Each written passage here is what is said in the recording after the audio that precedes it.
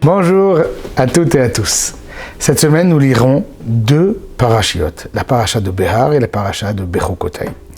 La Torah commence, dans cette paracha, à nous parler de la mitzvah, du devoir de la Shemitah. Laisser sa terre en friche, une fois tous les 7 années, un devoir pour tout agriculteur de tout abandonner et de se tourner vers Dieu et de dire, d'avoir confiance, qu'il pourra manger toute l'année avec la production de sa 6e année d'agriculture. La Torah embraye avec l'idée du Yovel, le jubilé. Le jubilé, en fait, c'est une notion qui nous enseigne qu'un terrain ne nous appartient pas éternellement. Ce terrain, tous les 50 ans, retournera à son propriétaire initial, celui qui lui a été désigné lors du tirage au sort que Josué a fait lors de la conquête d'Israël. Tous les terrains doivent retourner tous les 50 ans à leur propriétaire initial. Et là, la Torah, elle nous dit que si tu veux un petit peu espérer avoir des bénédictions, il faudra bien respecter ces 2 premières règles. D'abord la règle de l'agriculture de la terre en friche, puis ensuite le retour des terres à leur propriétaire initial. Cette expression de bénédiction est exprimée ici parce que ces 2 mitzvot, ces 2 commandements montrent une grande croyance envers Hachem. Il existe tout de même des modalités de rachat.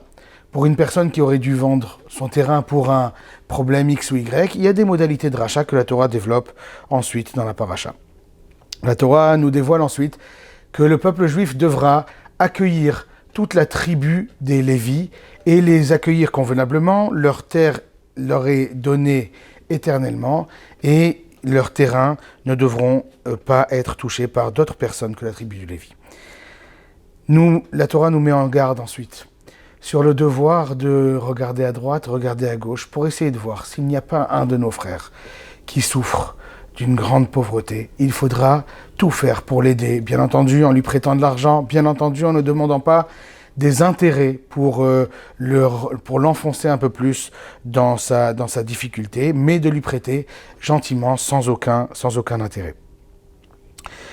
Nous passons ensuite à l'histoire d'un serviteur juif qui devra être si bien traité que le Talmud en viendra jusqu'à dire que lorsque je m'achète un esclave, en fin de compte, je m'achète un maître. C'est-à-dire que c'était tellement difficile avec les règles d'esclavagisme juif qui étaient en fin de compte tout à l'honneur de l'esclave, c'était très compliqué d'avoir un esclave à la maison, ça nous demandait beaucoup d'efforts et beaucoup de respect vis-à-vis de cet esclave.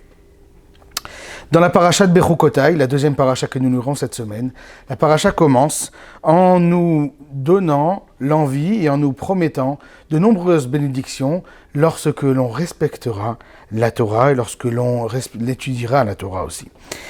Mais bien entendu, une bénédiction est toujours suivie d'une mise en garde, de réprimande et de châtiment pour tout celui ou celle qui déciderait de se rebeller et de s'éloigner du chemin d'Hachem. La Torah, sans transition, elle nous parle du besoin de faire des dons au temple, bien entendu. Mais parfois, donc, on fait un don, mais après, comment est-ce qu'on emmène donc ces dons matériels, comme promettre un animal, promettre des biens immobiliers ou des biens mobiliers. La Torah nous montre la marche à suivre pour racheter la sainteté.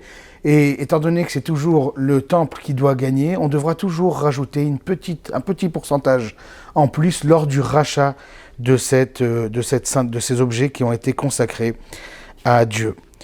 La Torah finit dans la paracha de Bechukotai en nous parlant de la 2e dîme qu'il faudra emmener à Jérusalem et cette dîme des animaux, à nouveau, le 10e animal que l'on fera passer à côté de nous pour essayer de compter tous les 10 animaux. Il fallait l'offrir à Jérusalem et emmener son argent à Jérusalem. Pour finir, je voudrais juste réfléchir sur cette idée de pourquoi est-ce qu'on nous parle de bénédiction et de malédiction et pourquoi est-ce qu'on nous parle de choses si matérielles. Maïmonide, dans ses fameuses règles de la Teshuvah, du repentir, nous explique que lorsque le juif aura la vie qui lui est à peu près correcte, qui est belle, il sera très enjoué, très joyeux. Et lorsqu'il sera joyeux parce que tout va bien dans sa vie, il aura peut-être le cœur beaucoup plus ouvert à faire d'autres mitzvot. Et donc c'est à ça qu'on aspire. On aspire à pouvoir être tranquille, à pouvoir être éveillé, à pouvoir avoir l'esprit en éveil pour essayer de nous sanctifier, pour essayer de nous élever et vouloir faire des mitzvot l'une après l'autre. Donc toutes ces bénédictions qui sont ici explicitées dans la paracha de Bechukotai sont une invitation en fin de compte. Lorsque, grâce à Dieu, nous sommes en bonne santé, lorsque, grâce à Dieu, nous avons tous les moyens pour subvenir à nos besoins et à ceux de nos enfants, de, en fin de compte, nous tourner vers Hachem, vers Dieu, et d'essayer de réfléchir comment peut-être essayer de nous élever et élever notre famille pour parfaire notre devoir et pour parfaire notre journée. Qu'on soit tous à la hauteur de ce message. Shabbat Shalom.